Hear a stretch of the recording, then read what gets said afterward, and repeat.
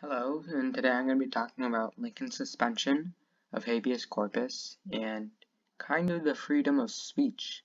And I'm going to be explaining what habeas corpus is and why he did it, why he suspended habeas corpus and the freedom of speech, and why it matters.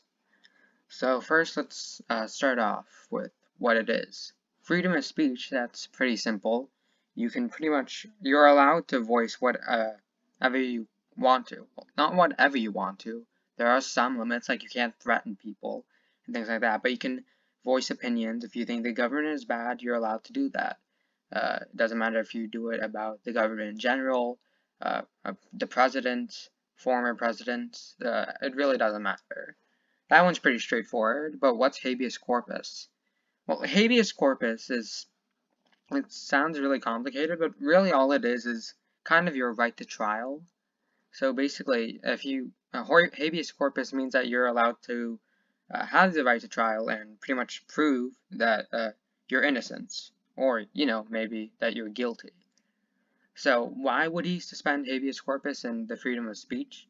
Well, the reason why is because he was in the middle of the Civil War and he didn't want any Southern sympathizers. So he suspended the freedom of speech, which is actually illegal, and you're not allowed to do that. Anyone who sympathized with the South would be thrown in jail, which is again illegal. You can't just jail someone for voicing their opinion, but he did anyways. And because he suspended habeas corpus, it made it that they didn't really have the right to trial, so they'd just be thrown directly into jail. When what made it really bad, even though like voicing your opinion and getting jailed for that was really bad, the fact that the two were combined, that he suspended both kind of the freedom of speech and habeas corpus, is what made it really bad, because it means that an innocent person could be just thrown in jail. Like, you could hate the South, like hate all of the South. You could hate the Confederacy and the slave owning practices, but if you were if someone said that you were a Southern sympathizer, you could be thrown in jail without the right to legally defend yourself. And that's why trials are so important. Even if you think it's an open and shut case, you should be able to have the privilege and opportunity to defend yourself and prove that you didn't do this crime, or you didn't do such and such, and that you're actually innocent. And it's the fact that both of them were suspended is what made it really bad, because innocent people were being jailed, were probably jailed for crimes that they did not commit.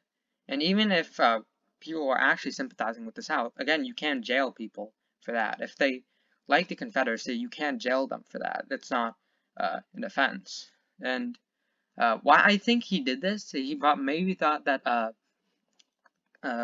that they might try to start a rebellion in the North. And the Civil War wasn't very popular. I think it was kind of popular at first, but when they realized that it wasn't gonna last just a few days, I think that's when it got very unpopular.